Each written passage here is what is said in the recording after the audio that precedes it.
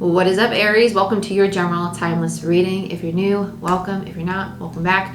My name is Jordyn. I'm a master Reiki practitioner and shamanic healer. I also read tarot, personal bookings down below. But let's get into it. Don't forget to hit that subscribe button so you can see when I post or when I go live. Let's see what we got for you, Aries.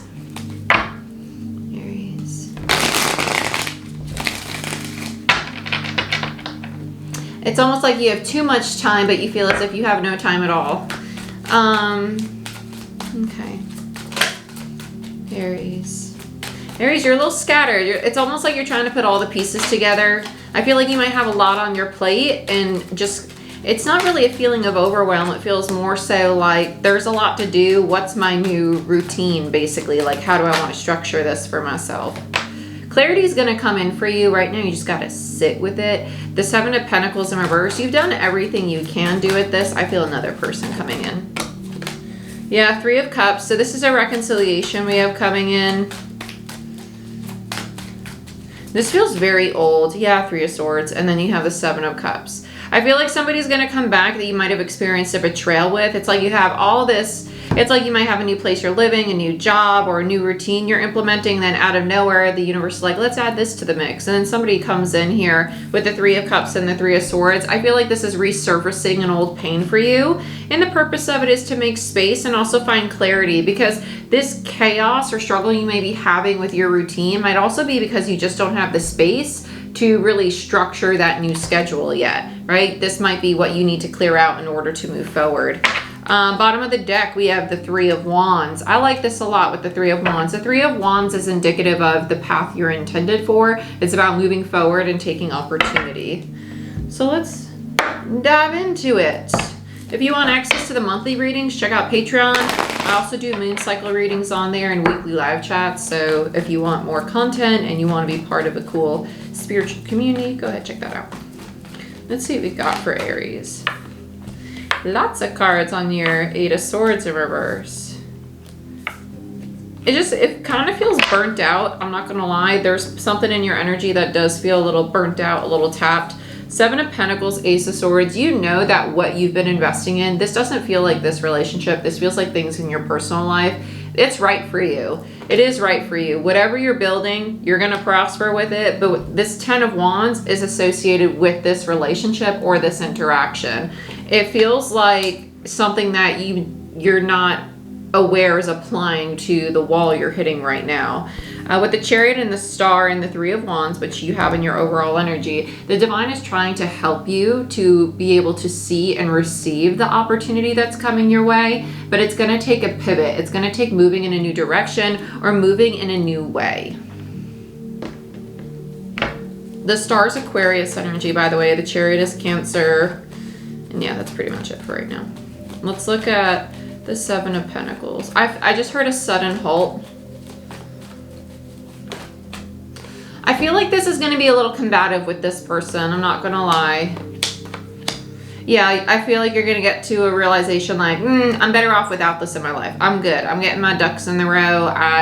This was actually, it feels like coming in for closure. With the Two of Wands and the Nine of Cups, it's almost like, do I want to continue investing in what I'm investing in, or do I want to shift my attention over to this incoming reconciliation?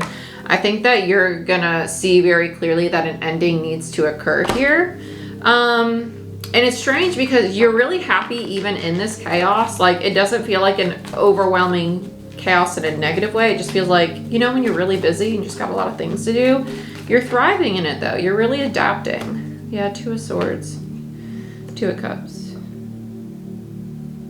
Anything that blocks you from feeling in alignment with yourself, you're done with it. You're like, no, I'm not going to do this anymore. Yeah, Queen of Cups. You're finding a newfound sense of love for yourself and respect for yourself. Appreciation. That's the goal. Yeah, Temperance. How to balance all areas of your life. I like this energy. This is Sagittarius. Death is Scorpio. High Priestess is Pisces. Queen of Cups for me as a reader is also Cancer energy. So we have double Cancer on the board. I like this energy. I like it. The Two of Cups, I know a lot of readers depict it as like a love and romance card. It's actually a card about the masculine and feminine, so we all have masculine and feminine, so it's a yin and a yang energy. It's also indicative of partnership, of course, it's a 2, but be mindful that partnership doesn't always mean an external one. It could also be the partnership you have with yourself, and it feels very self-oriented, especially with the 9 of Cups. 9s are indicative of the self, whereas 10s are the external, and 3s are about collaboration.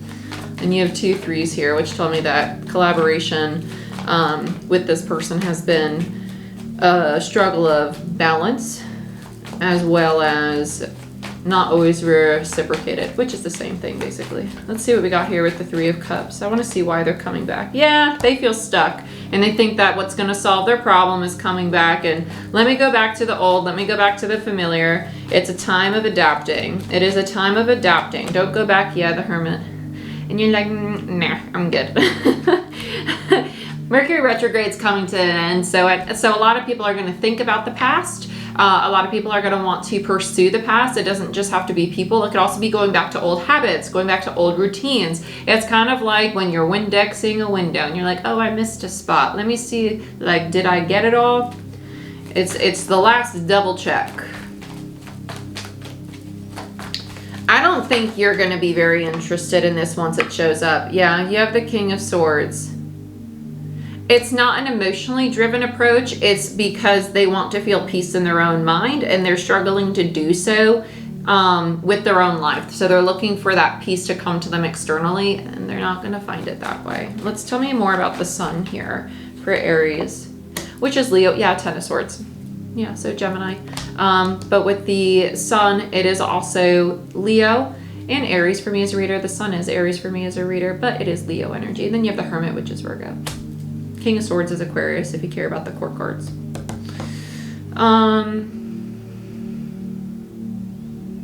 It's interesting because you have the Sun in reverse, and then you have the King of Swords. And if you were to speak in an astrology standpoint, Aquarius and Leo are the opposite of one another. They are the polarity of one another. And so even though their mind, Aquarius, is at one end of the spectrum, the reason why, the way that they're behaving, their ego is behaving with the Sun, which rules our ego, is in a distorted way, or in a oppressed, stuck, or depressed way.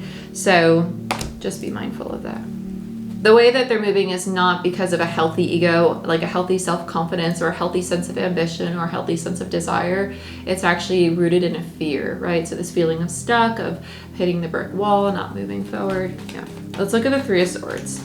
This is a twofold energy. This is about them, and it's also going to be about your past. I won't be shocked if we see the 6 of Cups here. Yeah, Strength in reverse. It's a very defeating energy. I feel that they feel defeated, whereas you have all this chaos. Look at the difference. Like, you have a lot of energy over here, and theirs is more compartmentalized. I don't think that they do well dealing with chaos, whereas Aries, you're like the little kid of the fire signs, you know? You're able to really go all over the place 100 miles per hour and eventually find your way. Whereas showing up as Aquarian energy, they tend to be older in mentality or a little bit wiser, but they do like to do things their own way. And so the fact that they're having to adapt outside their comfort zone is probably really challenging. It doesn't mean that they have to be that zodiac sign, by the way, because we all embody zodiac signs in a different aspect of ourselves, every single sign, okay? Which is why you have the chart, right? 7 of Wands in reverse. They're very defensive. They do not like to do things that they don't choose to do. Yeah, Page of Wands. It's challenging their ego. They're going through a really big challenge. It's almost like you help them deal with chaos because you deal with it so well, or a lack of control is what I should say, whereas they perceive a lack of control or having to go with the flow as chaotic and very uncomfortable. Yeah. 7 of Swords and the 9 of Wands in reverse. They're going to come to the realization that this is a sabotaging behavior, and they're going to have to like stop trying to fight the universe guiding them a certain way. I do think that you're going to help them with this, but I think your help is actually turning them away and making them deal with it on their own.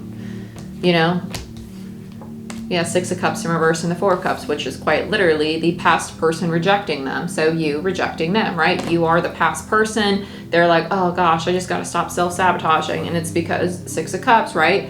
You, the relationship of the past, you're like looking at their offer like, do I want that cup? No, I don't, because it's coming to me for selfish reasons. Bye. And it doesn't mean that they're selfish. It actually means that they're struggling to address their own wounds, and they just don't have the tools quite yet to do it on their own, or they're not aware that they do and they don't know how to apply it. So the Three of Swords and the Knight of Pentacles in reverse. They're very hesitant to take action on this healing, but it's going to lead them in a new direction for themselves, and you're both going to find stability. I think this is a lesson for you to set boundaries. I think it's a lot of boundaries for you, and it's very healthy. Three of Wands, you have the Seven of Cups in reverse. Yeah, you know where you're supposed to go, and you're not stopping for anybody. You're like, no, the past is the past, right? It's very interesting.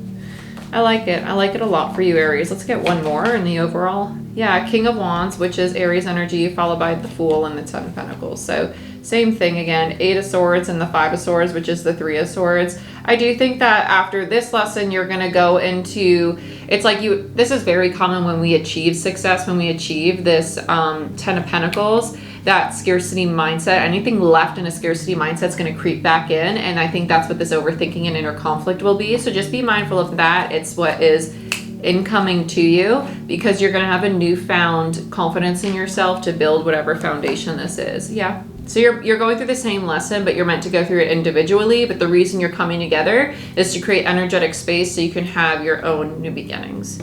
I like it a lot. Yeah. Bottom of the deck is the Page of Cups, which is learning to be vulnerable and authentic with yourself and be honest with yourself about how you feel, which somebody over here is struggling with a little bit. Let's get a final message for you, Aries. Any final messages for Aries? Beautiful. Throat chakra, speak your truth and be authentic. Yeah, very fitting. And it's 14, which breaks down to a 5, which is indicative of change. I really like the throat chakra. It did come out in reverse, which tells me that setting this boundary or saying no to this person might be something you really struggle with, but know intuitively it's what's of your highest good. So just be mindful of that. But Aries, this is what I have for you. Please like, share, and subscribe. Let me know down below in the comments how this applies to your life. I love knowing what resonates and what you guys are going through. If you'd like to be part of a spiritual community or even win a free 10-minute reading or just get a free 10-minute reading, check out my Patreon channel. You get a free 10-minute reading upon sign up, depending on the tier. And I do monthly readings, energy shift readings, so your major transits will have a reading. Every new moon and full moon and eclipse will have a reading. We do weekly live chats. We have card pulls every Sunday. There's a lot of content on there, and I'd love to have you as part of that family. And first-time clients, whether it be for Reiki, mentoring, Reiki classes, tarot, personal bookings, you get 15% off your first session. So go ahead, check that out, and I wish you the best, and I'll see you next time.